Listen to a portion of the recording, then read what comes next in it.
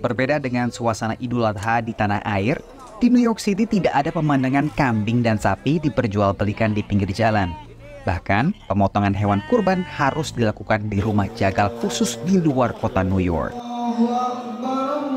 Masjid Indonesia Al-Hikmah berada di kawasan Queens, New York, namun jemaahnya memilih untuk mendistribusikan kurbannya ke tanah air.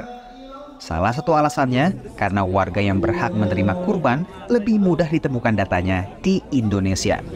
Allahu Akbar. Kita soalnya di sini satu kita kurang paham memotongnya di mana, terus juga orang-orangnya yang akan dikasih itu agak sedikit sulit ya untuk datanya mencarinya. Keduanya juga susah untuk memotong dan untuk memotongnya di sini. Jadi kita salurkan ke Indonesia aja gitu. Yang sudah pasti. Tahun ini, Masjid Al-Hikmah distribusikan uang kurban untuk 37 kambing dan 2 sapi, total $8.700 Amerika Serikat, melalui masjid dan yayasan di Pulau Jawa dan Sulawesi. Berbeda dengan di Indonesia, harga kurban di New York City berbeda-beda tergantung dengan tujuan kurbannya. Karena masyarakat muslimnya berasal dari negara yang berbeda-beda, jadi banyak warga muslim di sini yang memilih untuk kurban secara online ke negara asalnya. Misalnya kalau mau berkurban untuk negara tujuan Bangladesh, misalnya untuk pengungsi Rohingya, harga per ekor kambingnya di sekitar $175 per ekor kambing.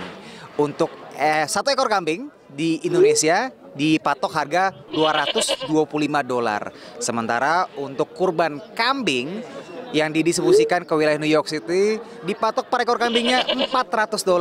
Sementara ke negara Timur Tengah yang dalam kondisi konflik seperti Palestina misalnya dipatok di angka $500 per ekor kambingnya.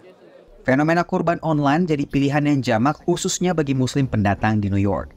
Hal ini dilakukan juga oleh Mega, diaspora Indonesia yang sudah 5 tahun tinggal di kota New York. Sebenarnya kita nyari tahu juga sih di sini gitu kan.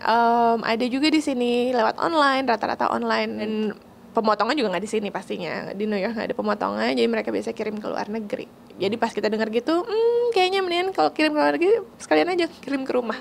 Menurut Institute for Social Policy and Understanding, sekitar 22% Muslim di Amerika berdomisili di kota New York dan berasal dari masa perbudakan Amerika Serikat dulu, serta pendatang dari setidaknya 75 negara yang berbeda.